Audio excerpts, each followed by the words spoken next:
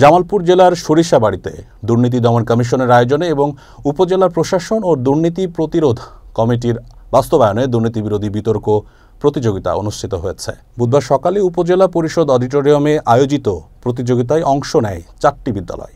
সভাপতিত্ব করেন উপজেলা দুর্নীতি প্রতিরোধ কমিটির সভাপতি মোহাম্মদ বাহাদুর আলী। প্রধান অতিথি ছিলেন উপজেলা নির্বাহী কর্মকর্তা মোহাম্মদ মোহসেন উদ্দিন। উদ্বোধক ছিলেন দুদকের জেলা সমন্বয়ক উপপরিচালক মোহাম্মদ আবু সাইদ।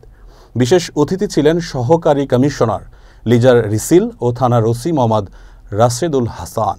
অনুষ্ঠান পরিচালনা করেন সাধারণ সম্পাদক আন্নু মিয়া। প্রথম রাউন্ডের বিষয় ছিল জনসচেতনতা ছাড়া দুর্নীতি নির্মূল সম্ভব নয়। অংশ নেয় বয়রা ইসরাইল আহমেদ উচ্চ বিদ্যালয়, রিয়াজউদ্দিন তালুকদার উচ্চ বিদ্যালয়, children home public school, Sarishabari সরকারি পাইলট বালিকা বিদ্যালয়।